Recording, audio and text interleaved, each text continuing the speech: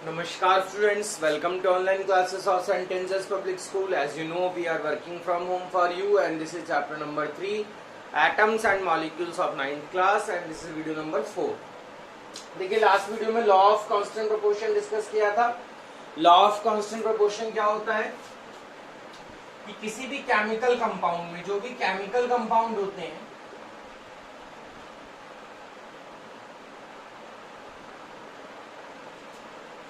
they consist always same elements and by mass ratio of elements also fixed. That is law of constant proportion of mass. किसी भी chemical compound में जो elements हैं वो हमेशा same रहेंगे और बाय मास उनका जो रेशियो है वो भी क्या रहेगा, फिक्स रहेगा। That is law of constant proportion of mass.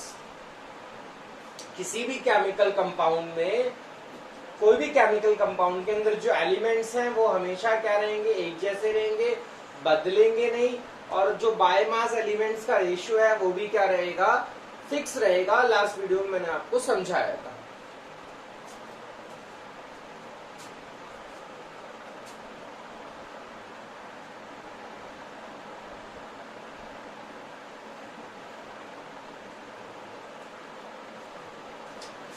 तो हमारे पास कुछ कंपाउंड्स हैं, जैसे ये वाटर है, कार्बन डाइऑक्साइड है, अमोनिया है, मीथेन। ये कुछ कंपाउंड्स हैं।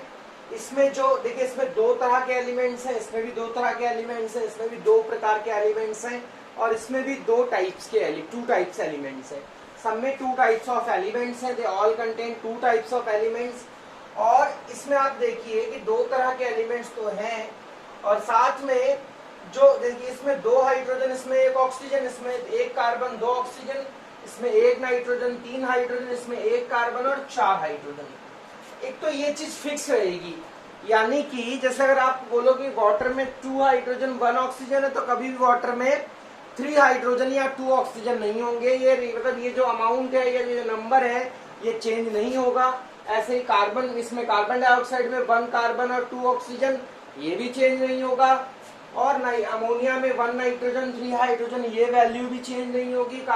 मीथेन में 1 कार्बन 4 हाइड्रोजन, ये भी चेंज नहीं होगा। यानी किसी भी कंपाउंड में जो एलिमेंट्स का नंबर है यानी जो एलिमेंट्स का टाइप है वो कभी चेंज नहीं होगा।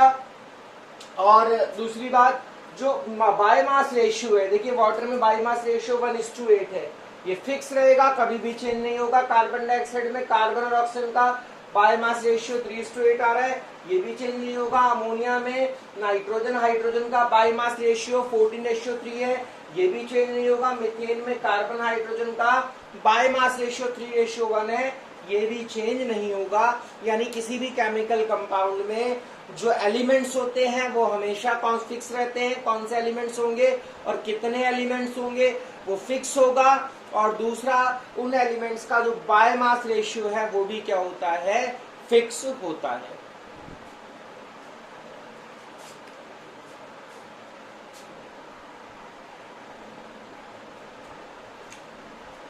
Now we have a numerical, एक न्यूमेरिकल है, देखिए छोटा सा, hydrogen oxygen combine in the ratio of 1:8। देखिए हाइड्रोजन और ऑक्सीजन का जो रेशियो है वो है 1:8, ये हमें गिवन और होता भी है वाटर बनाने के लिए। मीन्स वाटर के अंदर हाइड्रोजन ऑक्सीजन का जो रेशियो है 1:8 है। What mass of oxygen will be required to react completely with 4 gram of hydrogen to form water. To form water यानी कि वाटर बनाने के लिए अगर 4 ग्राम हाइड्रोजन है तो कितनी ऑक्सीजन की हमें नीड होगी। तो देखिए मास ऑफ ऑक्सीजन जो है वो हमें निकालना है और हाइड्रोजन का जो मास है वो हमें गिवन है, दैट इज 4 ग्राम। ठीक है, तो कैसे निकालेंगे, आप लिखेंगे hydrogen over oxygen, hydrogen by oxygen equal to क्या वैल्यू है 1/8। अब हाइड्रोजन की जगह आप 4 ग्राम पुट कर दीजिए, हाइड्रोजन की जगह आप रख देंगे 4 ग्राम, ऑक्सीजन को आप x मान लीजिए, ऑक्सीजन को मैं x मान लेता हूं, x ग्राम की जरूरत है, तो इक्वल टू 1/8, क्रॉस मल्टीप्लाई कीजिए, x की वैल्यू क्या आ जाएगी 32 gram. Means how much oxygen we need 32 gram oxygen to react with 4 gram of water, sorry 4 gram of hydrogen. ठीक है, अब कैसे पता है कि आंसर सही है, तो आप हाइड्रोजन ऑक्सीजन का रेशियो निकालिए यहाँ पर।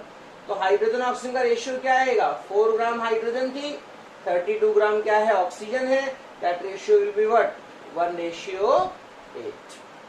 ठीक है, क्वेश्चन था हाइड्रोजन और oxygen combined in the ratio of 1:8 by mass to form water, what mass of oxygen will be required to react completely with 4 gram of hydrogen।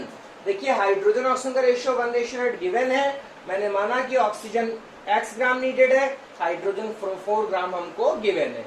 Hydrogen oxygen का ratio है 1:8, hydrogen की जगह मैंने 4 ग्राम put कर दिया और oxygen की जगह मैंने x।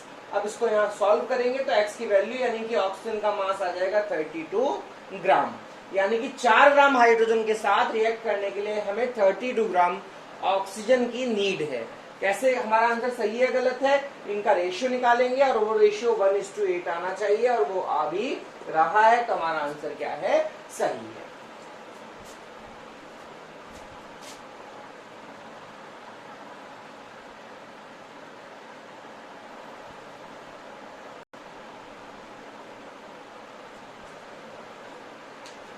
एक और न्यूमेरिकल है लॉ ऑफ कांस्टेंट प्रोपोर्शन से रिलेटेड।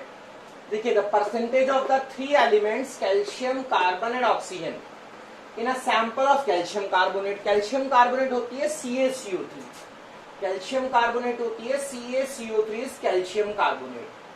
तो कहता है उस कैल्शियम कार्बोनेट के एक सैंपल में कैल्शियम जो है वो 40% है, कार्बन जो है वो 12% है, ऑक्सीजन जो है वो 48% है।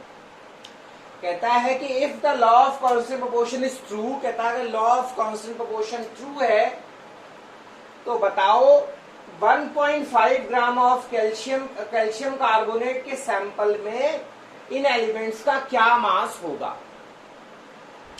यानी कि कैल्शियम कार्बोनेट के एक सैंपल में कैल्शियम 40% है, कार्बन 12% है, ऑक्सीजन 48% है।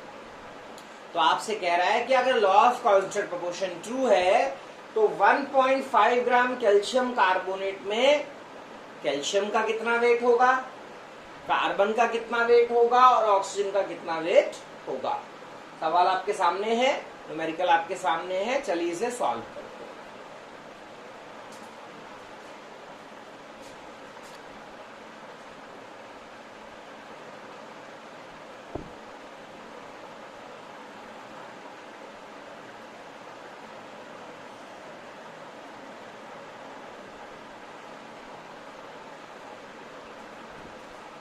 देखिए कैल्शियम कार्बोनेट जो है किसी गिवन सैंपल में कैल्शियम 40% है, CaCO3 फार्मूला होता है कैल्शियम कार्बोनेट का, कैल्शियम 40% है, कार्बन 12% है, ऑक्सीजन 48% है कैल्शियम कार्बोनेट के गिवन सैंपल में। तो अगर law of constant proportion true है, और in actual law of constant proportion true ही है, उस पर कोई डाउट नहीं है, law of constant proportion true ही है, उस पर हमें कोई डाउट नहीं करना चाहिए। तो अगर हमें सेम एक और कंडीशन दे रखी है तो उसमें कैल्शियम कार्बोनेट का मास कितना बता रखा है, कैल्शियम कार्बोनेट है 1.5 ग्राम। तो बोल रहा है कि बताओ कैल्शियम का मास कितना होगा, mass of calcium, mass of carbon, mass of oxygen हमें निकालना है। तो मास ऑफ कैल्शियम कैसे निकालेंगे, mass of calcium is equal to 40% of 1.5 gram, इसी के अंदर तो निकालना है। परसेंटेज कैसे, कितना परसेंट है, 40% है, तो 1.5 ग्राम का 40% निकाल लीजिए, 40/100 इंटू में 1.5। ठीक है, 10 to 10 कैंसिल, 2 2 जा 4, 2 5 जा 10, it will be and 5 0.3, it will be 0.6 gram. Means calcium कितना प्रेजेंट है, मास ऑफ कैल्शियम कितना होगा 0.6 0.6 ग्राम। आई होप समझ आ रहा होगा आपको। 0.6 ग्राम कैल्शियम आ गया। ऐसे ही मास ऑफ कार्बन क्या आएगा, मास of carbon that will be कितना परसेंटेज है, 12%। 12% ऑफ 1.5 ग्राम, ठीक है। तो 12 अपॉन में 100, ऑफ की जगह मल्टीप्लाई 1.5, तो आपका 3 4 12, और जो है 4 और ये 25, तो 5 5 25, 0.3, इट विल बी 0.9 अपॉन में 5, इट विल बी 0.9 अपॉन में 5, तो कितना आ जाएगा आपका, ये आएगा आपका 0.1 और 8, 0.18 ग्राम। मास ऑफ कार्बन कितना आ गया, 0.18 ग्राम। आई होप आपको समझ आया होगा। मास ऑफ कार्बन आ गया 0.18 ग्राम। तो सेम हम निकाल सकते हैं मास of oxygen. Mass of oxygen देखिए कैसे निकालेंगे।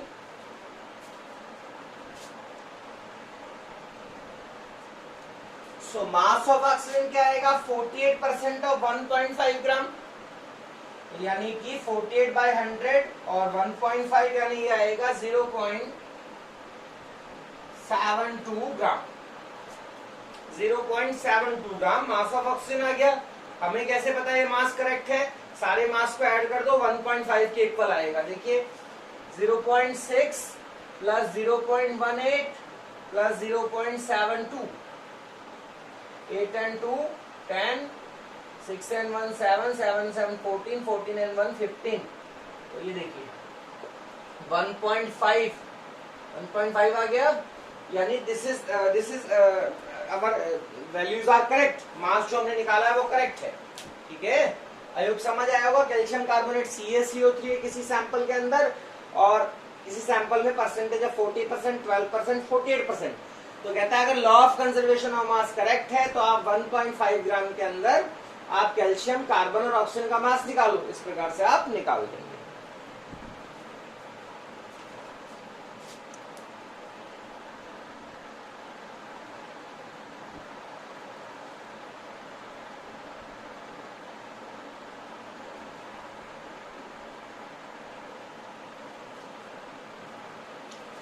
देखिए 0.24 gram sample of A compound having boron and oxygen, found on analysis contain 0.96 gram of boron and 0.144 gram of oxygen.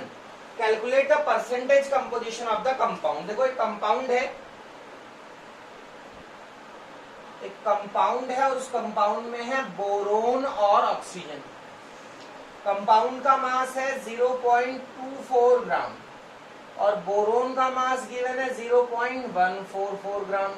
Oxygen का मास आपको बोल रहा है कितना, बोरोन का मास है 0.096 ग्राम, ऑक्सीजन का मास है 0.144 ग्राम। तो आपसे कह रहा है कि इनका परसेंटेज निकालो, बोरोन और ऑक्सीजन का। बोरोन और ऑक्सीजन का परसेंटेज निकालो। तो देखो परसेंटेज कैसे निकालेंगे।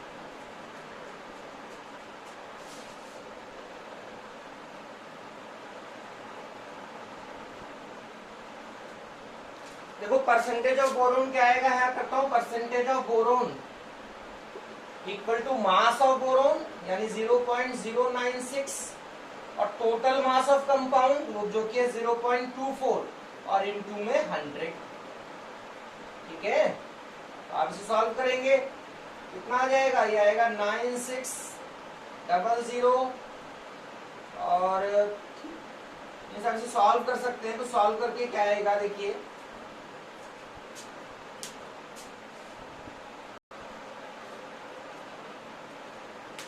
देखिए परसेंटेज ऑफ बोरोन क्या आएगा 0.096 अपॉन में 0.24 इंटू 100। कैसे निकाला, क्योंकि मास ऑफ बोरोन ऊपर रखेंगे, टोटल मास ऑफ कंपाउंड नीचे रखा जाएगा, 100 से 100 से मल्टीप्लाई कर देंगे 40% आ जाएगा। ऐसे ही परसेंटेज ऑफ ऑक्सीजन क्या आएगा, तो मास ऑफ ऑक्सीजन 0.144 ऊपर, टोटल मास कंपाउंड का नीचे, डिवाइड कर देंगे, मल्टीप्लाई कर देंगे, कितना आंसर आ जाएगा 60%। यानी कि इस सैंपल के अंदर जिसमें बोरोन और ऑक्सीजन है, तो बोरोन जो है वो हमारा 40% है, ऑक्सीजन जो है हमारा वो कितना है 60% है।